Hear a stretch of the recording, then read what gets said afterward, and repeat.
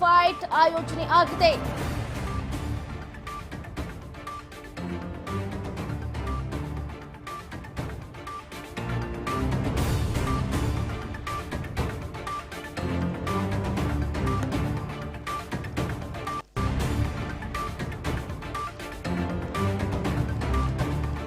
ಈ ಬಾರಿ ಶತಾಯಗತಾಯ 28ಕ್ಕೆ 28 ಲೋಕಸಭಾ ಕ್ಷೇತ್ರಗಳನ್ನ ಗೆಲ್ಲಬೇಕು ಅಂತ ಒಂದ್ ಕಡೆ ಬಿಜೆಪಿ ಪಣ ತೊಟ್ಟರು. 28ಕ್ಕೆ ಅಟ್ಲೀಸ್ಟ್ 20 ಸ್ಥಾನವನ್ನ ಗೆಲ್ಲಬೇಕು ಅಂತ ಕಾಂಗ್ರೆಸ್ ಹಪ್ಪಿಸ್ತಾ ಇದೆ ರಾಜ್ಯ ರಾಜಕೀಯದಲ್ಲಿ. ಹಾಗಾಗಿ ಜೋರಾಗ್ತಾ ಇದೆ ಮತ ಕಹಳೆ. ಲೋಕ ಪಾಲಿಟಿಕ್ಸ್ ಹೈ ವೋಲ್ಟೇಜ್ ಕ್ಷೇತ್ರಗಳಲ್ಲಿ ಮತಗಜಗಳ ಮಧ್ಯೆ ಬಿಗ್ ಫೈಟ್ ಆರಂಭ ಆಗ್ತಾ ಇದೆ. ಲೋಕದಲ್ಲಿ ಅತಿರಥ ಮಹಾರಥರಿಂದ ಮತ ಭೇಟಿಯೂ ಕೂಡ ಆಗ್ತಾ ಇರುವಂತದ್ದು. ಮತಗಳನ್ನ ಕಬಳಿಸುವುದಕ್ಕೆ, ಮತದಾರರ ಮನವನ್ನ ಒಲಿಸಿ ಮತಗಟ್ಟೆಗೆ ಸೆಳೆಯೋದಕ್ಕೆ ನಾನಾ ರೀತಿಯಾದಂತ ತಂತ್ರಗಾರಿಕೆ ನಡೀತಾ ಇದೆ. ಸಂಸತ್ ಸಮರ ಗೆಲ್ಲೋದಕ್ಕೆ ಎನ್ಡಿಎ ಹಾಗೂ ಇಂಡಿಯಾ ನಡುವೆ ಬಿಗ್ ವಾರ್ ನಡೀತಾ ಇದೆ. ದಕ್ಷಿಣ ಭಾರತವನ್ನ ವಶಕ್ಕೆ ಪಡೆಯೋದಕ್ಕೆ ನಾನಾ ರೀತಿಯಾದಂತಹ ರಣತಂತ್ರವನ್ನ ರೂಪಿಸ್ತಾ ಇದ್ದಾರೆ. ಗೆಲುವಿನ ನಗಾರಿಯನ್ನ ಬಾರಿಸೋದಕ್ಕೆ ಪಣ ತೊಟ್ಟಿದೆ ಕಾಂಗ್ರೆಸ್ ಪಡೆ. ಇತ್ತ 3ನೇ ಬಾರಿ ಅಧಿಕಾರದ ಗದ್ದುಗೆಯನ್ನ ಏರೋದಕ್ಕೆ ಹಂಬಲದಲ್ಲಿ ಕಮಲ ಪಡೆ ಇರುವಂತದ್ದು. ಈಗಾಗಲೇ ನಾವು ಗಮನಿಸ್ತಾ ಇದ್ದೀವಿ, ಚುನಾವಣೆಗೆ ಕೇವಲ ಇನ್ನು 10 ದಿನ ಬಾಕಿ ಇದೆ. ಈ ಸಂದರ್ಭದಲ್ಲಿ ದೆಹಲಿಯ ದಂಡ ನಾಯಕರು ರಾಜ್ಯಕ್ಕೆ ಆಗಮಿಸೋದರ ಮುಖಾಂತರ ಬಹಳ ದೊಡ್ಡ ಮಟ್ಟದಲ್ಲಿ ಪ್ರಚಾರದಲ್ಲಿ ಮೊಳಗ್ತಾ ಇದ್ದಾರೆ.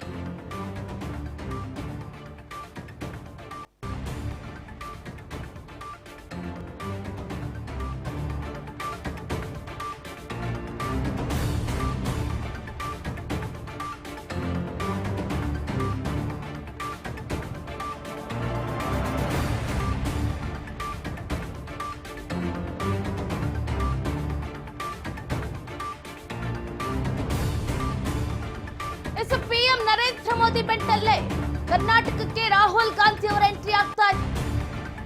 ನಾಳೆ ಕರ್ನಾಟಕ ಏಪ್ರಿಲ್ 17ರಂದು ರಾಜ್ಯಕ್ಕೆ ರಾಹುಲ್ ಗಾಂಧಿ ಅವರ ಎಂಟ್ರಿ ಆಗ್ತಾ ಇದೆ. ಎಂಟ್ರಿ ಅಷ್ಟೇ ಅಲ್ಲ, ಬೃಹತ್ ಕ್ಯಾಂಪೇನ್ ಅನ್ನು ಕೂಡ ನಡೆಸಲಿದ್ದಾರೆ. ಹಳೆ ಮೈಸೂರು ಭಾಗದಲ್ಲಿ ಕಾಂಗ್ರೆಸ್ ಪಾಂಚಜನ್ಯವನ್ನ ಮೊಳಗಿಸಲಿದೆ. ಹೈ ವೋಲ್ಟೇಜ್ ರಣಕಣದಲ್ಲಿ ಕೈ ಕಲಿಗಳಿಂದ ಅಬ್ಬರ ಜೋರಾಗಿರಲಿದೆ. ಮಂಡ್ಯದ ವಿವಿ ಆವರಣದಲ್ಲಿ ಬೃಹತ್ ಸಮಾವೇಶವನ್ನ ಆಯೋಜನೆ ಮಾಡುವುದರ ಮುಖಾಂತರ ಬಿಜೆಪಿಗೆ ಟಕ್ಕರ್ ಕೊಡಬೇಕು ಅಂತ ರಾಹುಲ್ ಗಾಂಧಿಯ ಆಗಮನ ಆಗ್ತಾ ಇದೆ.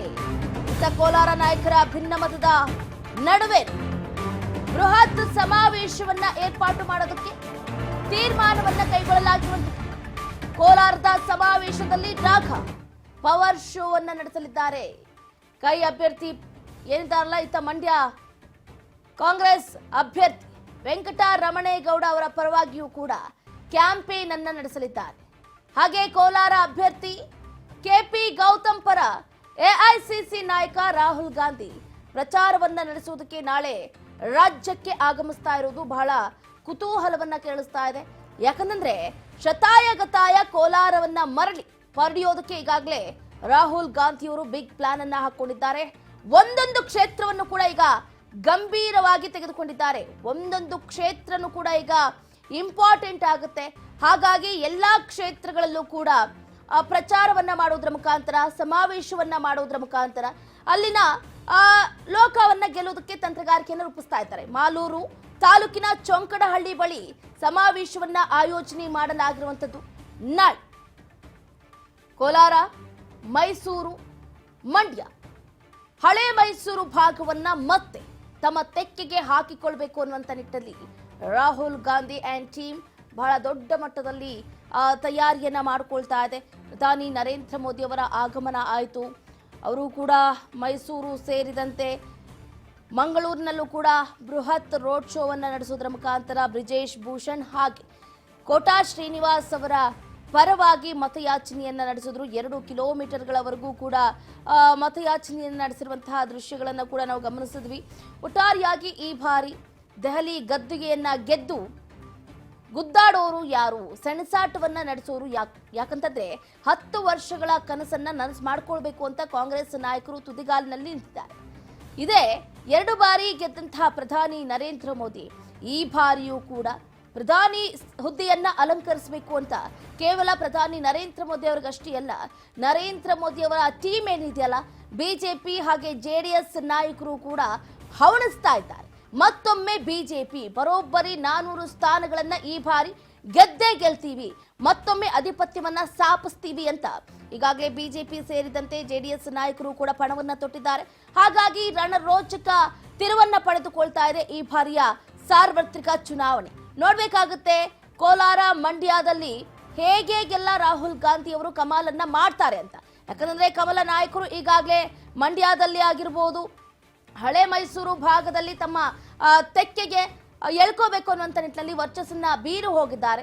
ಅದಾದ ನಂತರ ಈಗ ಎಂಟ್ರಿಯನ್ನು ಕೊಡ್ತಾ ಇದ್ದಾರೆ. ನೋಡ್ಬೇಕಾಗುತ್ತೆ ಮತದಾರರ ಮನ ಯಾರ ಪರ ಅಂತ. ಅದರ ನಡುವೆನೇ ಇತ್ತ ಬೆಂಗಳೂರಿನಿಂದ ಏನು ಸೌಮ್ಯ ರೆಡ್ಡಿ ಅವರು ಕೂಡ ಸ್ಪರ್ಧೆಯನ್ನ ಮಾಡ್ತಾ ಇದ್ದಾರೆ. ಕಾಂಗ್ರೆಸ್ ಅಭ್ಯರ್ಥಿಯಾಗಿ ಬೆಂಗಳೂರು ದಕ್ಷಿಣದಿಂದ ಸ್ಪರ್ಧೆಯನ್ನ ಮಾಡ್ತಾ ಇದ್ದಾರೆ. ತೇಜಸ್ವಿ ಸೂರ್ಯ ಅವರ ಎದುರಾಳಿಯಾಗಿ ಸ್ಪರ್ಧೆಯನ್ನ ಮಾಡ್ತಾ ಇರೋದು. ಈ ಭಾಗದಲ್ಲಿ ಬಿಜೆಪಿ ಭದ್ರಕೋಟೆ ಆಗಿರೋದ್ರಿಂದ ಈ ಬಾರಿ ಶತಾಯಗತಾಯ ಬೆಂಗಳೂರು ದಕ್ಷಿಣದಲ್ಲಿ ಕಾಂಗ್ರೆಸ್ ಕೋಟೆಯನ್ನ ಉಳಿಸ್ಕೋಬೇಕು ಅಂತ ನಿಟ್ಟಿನಲ್ಲಿ ಪ್ರಯತ್ನವನ್ನ ಪಡ್ತಾ ಇದ್ದಾರೆ. ನೋಡ್ಬೇಕಾಗುತ್ತೆ ಕೈ ಅಭ್ಯರ್ಥಿಗಳ ಪರವಾಗಿ ರಾಹುಲ್ ಗಾಂಧಿ ಹೇಗೆಲ್ಲ ಪ್ರಚಾರವನ್ನ ನಡೆಸ್ತಾರೆ ಏನು ಅಂತ. ಇದ್ರ ಬಗ್ಗೆ ಹೆಚ್ಚಿನ ಡೀಟೇಲ್ಸ್ ಅನ್ನ ಕೊಡ್ತಾ ಹೋಗ್ತಾರೆ ನಮ್ಮ political reporter Basavaraj Hoogar desk line ನಿಂದ ಜಾಯ್ನ್ ಆಗ್ತಿದ್ದಾರೆ. ಎಸ್ ಬಸವರಾಜ್, ಗಮನಿಸ್ತಾ ಇದ್ದೀವಿ ಈಗಾಗಲೇ ಕೇಂದ್ರದಲ್ಲಿ ಆಧಿಪತ್ಯವನ್ನ ಸ್ಥಾಪಿಸಬೇಕು ಅಂತ ಕಸರತ್ತನ್ನು ನಡೆಸ್ತಾ ಇದ್ದಾರೆ. ಹಾಗಾಗಿನೇ ದೆಹಲಿಯ ದಂಡನಾಯಕರು ರಾಜ್ಯಕ್ಕೆ ಆಗಮಿಸ್ತಾ ಇದ್ದಾರೆ. ಗೊತ್ತಿದೆ ರಾಜ್ಯಕ್ಕೆ ಪ್ರಧಾನಿ ನರೇಂದ್ರ ಮೋದಿ ಆಗಮನ ಆಯಿತು. ಈಗ ರಾಹುಲ್ ಗಾಂಧಿ ಅವರು ಎಂಟ್ರಿ ಕೊಡೋದ್ರ ಮುಖಾಂತರ ಕಮಾಲ್ ಮಾಡೋದಕ್ಕೆ ಬರ್ತಾ ಇದ್ದಾರೆ. ಹೇಗೆ ನಡೀಬಹುದು, ಎಲ್ಲೆಲ್ಲಿ ಹೋಗ್ಬೋದು ಅಂತ. ಚಂದ್ರಕಲಾ, ಈಗಾಗಲೇ ಲೋಕಸಭೆ ಚುನಾವಣೆಗೆ ರಾಜಕೀಯ ಪಕ್ಷಗಳು ಘಟಾನುಘಟಿ ನಾಯಕರನ್ನ ಕರೆಸಿ ಪ್ರಚಾರದ ಭರಾಟೆಯನ್ನು ಕೂಡ ಹೆಚ್ಚಾಗಿ ಮಾಡ್ತಾ ಇರುವಂತದ್ದು. ಈಗಾಗಲೇ ಬಿಜೆಪಿ ಪಕ್ಷದಿಂದ ಪ್ರಧಾನಿ ನರೇಂದ್ರ ಮೋದಿ ಅವರು ಕೂಡ ಏನು ಮಂಡ್ಯದಲ್ಲಿ ಒಂದು ಶಕ್ತಿ ಪ್ರದರ್ಶನ ಮಾಡುವ ಮುಖಾಂತರ ಒಂದ್ ಕಡೆ ಮಂಡ್ಯ ಮೈಸೂರು ಈ ಒಂದು ಭಾಗಗಳಲ್ಲಿ ಒಂದು ದೊಡ್ಡ ಮಟ್ಟದ ಪ್ರಚಾರವನ್ನ ಕೈಗೊಳ್ಳಬೇಕು ಅನ್ನುವಂಥ ಮೊನ್ನೆ ತಾನೇ ಬಂದು ರಾಜ್ಯಕ್ಕೆ ಭೇಟಿ ಕೊಟ್ಟು ಮಂಗಳೂರು ಆಗಿರ್ಬೋದು ಮೈಸೂರು ಆಗಿರ್ಬೋದು ಎರಡೂ ಕ್ಷೇತ್ರದಲ್ಲಿ ದೊಡ್ಡ ಮಟ್ಟದ ಒಂದು ಪ್ರಚಾರವನ್ನು ತೆಗೆದುಕೊಳ್ಳುವ ಮುಖಾಂತರ ಒಂದ್ ಕಡೆ ಮಂಡ್ಯ ಮೈಸೂರು ಈ ಒಂದು ಹಳೆ ಮೈಸೂರು ಭಾಗ ಮತ್ತೆ ದಕ್ಷಿಣ ಕರ್ನಾಟಕ ಆ ಒಂದು ಭಾಗದಲ್ಲಿ ಒಂದು ರೀತಿಯಲ್ಲಿ ಮೆಗಾ ಮೋಡಿಯನ್ನ ಮಾಡಿ ಹೋಗಿರುವಂತದ್ದು. ಅದರಂತೆ ಕಾಂಗ್ರೆಸ್ ಪಕ್ಷದ ನಾಯಕರು ಕೂಡ ನಾಳೆ ಎಸಿಸಿ ನಾಯಕರಾಗಿರ್ತಕ್ಕಂಥ ರಾಹುಲ್ ಗಾಂಧಿ ಅವ್ರನ್ನ ರಾಜ್ಯಕ್ಕೆ ಕರೆಸುವ ಮುಖಾಂತರ ಒಂದ್ ಕಡೆ ಬಿಜೆಪಿಯ ಪಕ್ಷದ ಅಬ್ಬರದ ಪ್ರಚಾರದ ಒಂದು ಭರಾಟೆಗೆ ಟಕ್ಕರ್ ಕೊಡ್ಲಿಕ್ಕೆ ಸಿದ್ಧವಾಗಿರುವಂತದ್ದು. ನಾಳೆ ಮಂಡ್ಯಕ್ಕೆ ಏನು ರಾಹುಲ್ ಗಾಂಧಿ ಅವರು ಆಗಮನ ಆಗುತ್ತೆ. ಬೃಹತ್ ಸಮಾವೇಶವನ್ನು ಕೂಡ ಹಮ್ಮಿಕೊಂಡಿದ್ದಾರೆ. ಕಾಂಗ್ರೆಸ್ ಅಭ್ಯರ್ಥಿ ಆಗಿರ್ತಕ್ಕಂಥ ಸ್ಟಾರ್ ಚಂದ್ರು ಪರವಾಗಿ ಮತಯಾಚನೆ ಕೂಡ ಮಾಡಲಿದ್ದಾರೆ. ಪ್ರಮುಖವಾಗಿ ಕಾಂಗ್ರೆಸ್ ಪಕ್ಷದ ನಾಯಕರು ಹಳೆ ಮೈಸೂರು ಭಾಗವನ್ನ ದೊಡ್ಡ ಸವಾಲಾಗಿ ತೆಗೆದುಕೊಂಡಿದ್ದಾರೆ. ಈಗಾಗಲೇ ಬಿಜೆಪಿ ಮತ್ತು ಜೆಡಿಎಸ್ ಎರಡೂ ಕೂಡ ಮೈತ್ರಿ ಮಾಡಿಕೊಂಡು ಶತಾಯಗತಾಯ ಪ್ರಯತ್ನ ಮಾಡಿ ಹಳೆ ಮೈಸೂರು ಭಾಗದಲ್ಲಿ ದೊಡ್ಡ ಮಟ್ಟದ ಶಕ್ತಿ ಪ್ರದರ್ಶನ ಮಾಡಬೇಕು ಅನ್ನುವಂತ ನಿಟ್ಟಿನಲ್ಲಿ ತಯಾರಾಗಿದ್ದಾರೆ. ಅದರಂತೆ ಕಾಂಗ್ರೆಸ್ ಪಕ್ಷ ಏನು ಕಳೆದ ವಿಧಾನಸಭೆ ಚುನಾವಣೆ ಯಾವ ಒಂದು ಸಕ್ಸಸ್ ಅನ್ನ ಕಂಡಿದೆ ಅದೇ ರೀತಿಯಾಗಿರ್ತಕ್ಕಂಥ ಮತ್ತೊಮ್ಮೆ ಲೋಕಸಭಾ ಚುನಾವಣೆಯಲ್ಲಿ ಅದೇ ರೀತಿ ಒಂದು ಸಕ್ಸಸ್ ಅನ್ನ ಕಾಣಬೇಕು ಅನ್ನುವಂತ ನಿಟ್ಟಿನಲ್ಲಿ ಅದು ಕೂಡ ಸಾಕಷ್ಟು ಒಂದು ಶಕ್ತಿ ಪ್ರದರ್ಶನಕ್ಕೆ ಸಾಕ್ಷಿ ಆಗಲಿದೆ. ಹಾಗಾಗಿ ಮಂಡ್ಯ ಲೋಕಸಭಾ ಕ್ಷೇತ್ರದಲ್ಲಿ ಏನು ಬಿಜೆಪಿ ಮತ್ತು ಜೆಡಿಎಸ್ ಮೈತ್ರಿ ಅಭ್ಯರ್ಥಿ ಆಗಿರ್ತಕ್ಕಂಥ ಕುಮಾರಸ್ವಾಮಿ ಅವರ ವಿರುದ್ಧವಾಗಿ ಕಾಂಗ್ರೆಸ್ ಪಕ್ಷ ಒಂದು ಸವಾಲನ್ನು ಕೂಡ ತೆಗೆದುಕೊಂಡಿದೆ. ಅಲ್ಲಿ ಶತಾಗತಾಯ ಮಾಡಿ ಕಾಂಗ್ರೆಸ್ ಪಕ್ಷದ ಅಭ್ಯರ್ಥಿಯನ್ನು ಗೆಲ್ಲಿಸಿಕೊಂಡು ಬರಲೇಬೇಕು ಅನ್ನುವಂಥದ್ದು. ಆ ಒಂದು ಕಾರಣದ ಹಿನ್ನೆಲೆಯಲ್ಲಿ ಈಗಾಗಲೇ ಆ ಮಂಡ್ಯದಿಂದಲೇ ಒಂದು ರಾಹುಲ್ ಗಾಂಧಿ ಅವರ ಚುನಾವಣಾ ಪ್ರಚಾರಕ್ಕೆ ಆರಂಭವಾಗುವಂಥದ್ದು. ಹಾಗಾಗಿ ಮಂಡ್ಯದಲ್ಲಿ ಒಂದು ದೊಡ್ಡ ಮಟ್ಟದ ಸಮಾವೇಶ ಮಾಡ್ತಾರೆ. ಅದಾದ ಬಳಿಕ ಮಧ್ಯಾಹ್ನ 3 ಗಂಟೆಗೆ ಕೋಲಾರಕ್ಕೆ ಆಗಮಿಸ್ತಾರೆ.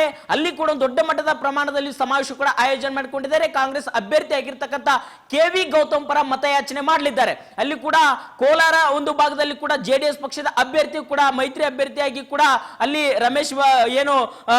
ಮಲ್ಲೇಶ್ ಬಾಬು ಅವರು ಕೂಡ ಕಣಕ್ಕಿಳಿದಿರುವಂತದ್ದು. ಹಾಗಾಗಿ ಅವರ ವಿರುದ್ಧವಾಗಿ ಕೂಡ ಕಾಂಗ್ರೆಸ್ ಪಕ್ಷದ ನಾಯಕರು ಕೋಲಾರ ಮತ್ತು ಮಂಡ್ಯ ಎರಡೂ ಲೋಕಸಭಾ ಕ್ಷೇತ್ರದಲ್ಲಿ ಕೂಡ ಎಸಿಸಿ ನಾಯಕರನ್ನ ಕರೆಸುವ ಮುಖಾಂತರ ದೊಡ್ಡ ಮಟ್ಟದ ಶಕ್ತಿ ಪ್ರದರ್ಶನ ಮಾಡಬೇಕು. ಗ್ಯಾರಂಟಿಗಳ ಅಬ್ಬರದಲ್ಲಿ ಈ ಬಾರಿ ಕನಿಷ್ಠವಾಗಿ 20 ಲೋಕಸಭಾ ಕ್ಷೇತ್ರನ ಗೆಲ್ಲೇಬೇಕು ಅನ್ನುವಂತ ಪಣವನ್ನು ಕೂಡ ತೊಟ್ಟಿರುವಂತದ್ದು. ಹಾಗಾಗಿ ನಾಳೆ ರಾಹುಲ್ ಗಾಂಧಿಯ ಎಂಟ್ರಿ ಕಾಂಗ್ರೆಸ್ ಪಕ್ಷದ ನಾಯಕರು ಈಗಾಗಲೇ ಸಕಲ ಸಿದ್ಧತೆಯನ್ನು ಕೂಡ ಆ ಸಮಾವೇಶಕ್ಕೆ ಅಂತ ಎಲ್ಲ ಸಿದ್ಧತೆ ಮಾಡಿಕೊಂಡಿದ್ದಾರೆ.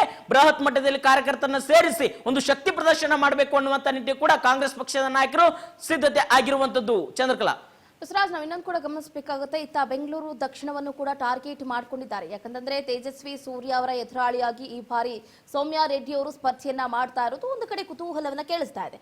ಈ ಭಾಗದಲ್ಲಿಯೂ ಕೂಡ ಪ್ರಚಾರವನ್ನ ನಡೆಸೋದಕ್ಕೆ ರಾಹುಲ್ ಗಾಂಧಿ ಅವರ ಆಗಮನ ಆಗ್ತಾ ಇದೆಯಂತೆ. ಚಂದ್ರಕಲಾ, ಈಗಾಗಲೇ ರಾಜ್ಯದಲ್ಲಿ 2 ಜಿಲ್ಲೆಗಳಲ್ಲಿ ಈಗಾಗಲೇ ಅವರ ಒಂದು ಪ್ರವಾಸದ ಕಾರ್ಯಕ್ರಮ ಒಂದು ಅಂತಿಮವಾಗಿರ್ತದೆ. ನಾಳೆ ರಾಹುಲ್ ಗಾಂಧಿ ಬರ್ತಾ ಇದ್ದಾರೆ. ಅದರಂತೆ ಬೆಂಗಳೂರು ಮತ್ತೆ ಇನ್ನೂ ಕೂಡ ಉತ್ತರ ಕರ್ನಾಟಕ ಭಾಗದಲ್ಲಿ ಕೂಡ ರಾಹುಲ್ ಗಾಂಧಿ ಅವರ ಸಂಚಾರ ಆಗಬೇಕು ಅನ್ನುವಂತ ನಿಟ್ಟಿನಲ್ಲಿ ಸಾಕಷ್ಟು ಒಂದ್ ಕಡೆ ಸಿದ್ಧತೆ ನಡೀತಾ ಇದೆ.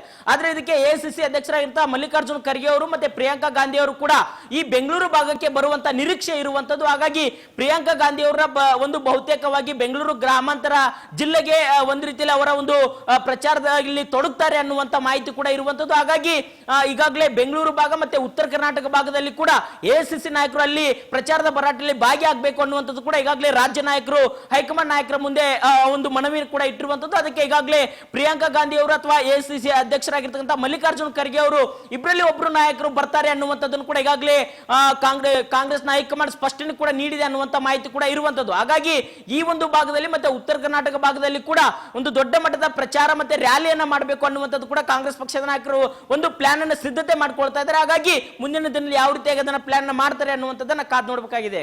ಚಂದ್ರಕಲಾ, ಥ್ಯಾಂಕ್ ಯು ಬಸವರಾಜ್ ಹೂಗಾರ್ ನಿಮ್ಮ ಕಂಪ್ಲೀಟ್ ಮಾಹಿತಿಗಾಗಿ. ಒಟ್ಟಾರೆಯಾಗಿ ಇತರ ರಾಜ್ಯಕ್ಕೆ ದೆಹಲಿಯ ದಂಡನಾಯಕರು ಆಗಮಿಸ್ತಾ ಇರೋದು ಬಹಳ ಕುತೂಹಲವನ್ನ ಕೆರಳಿಸ್ತಾ ಇದೆ. ಘಟಾನುಘಟಿ ನಾಯಕರೇ ಕೇಂದ್ರ ಗೃಹ ಸಚಿವ ಅಮಿತ್ ಶಾ ಅವರ ಎಂಟ್ರಿ ಆಯಿತು, ಪ್ರಧಾನಿ ನರೇಂದ್ರ ಮೋದಿ ಅವರ ಆಗಮನ ಆಯಿತು. ನಾಳೆ ರಾಜ್ಯಕ್ಕೆ ಎಐಸಿಸಿ ನಾಯಕ ರಾಹುಲ್ ಗಾಂಧಿ ಅವರ ಆಗಮನ ಆಗ್ತಾ ಇದೆ. ಕೋಲಾರ, ಮೈಸೂರು ಸೇರಿದಂತೆ ಬೆಂಗಳೂರು ದಕ್ಷಿಣದಲ್ಲೂ ಕೂಡ ಭರ್ಜರಿಯಾಗಿ ಮತಯಾಚನೆಯನ್ನ ನಡೆಸೋದಕ್ಕೆ ಎಂಟ್ರಿಯನ್ನು ಕೊಡ್ತಾ ಇದ್ದಾರೆ. ಹಾಗಾದ್ರೆ ನೋಡ್ಬೇಕಾಗುತ್ತೆ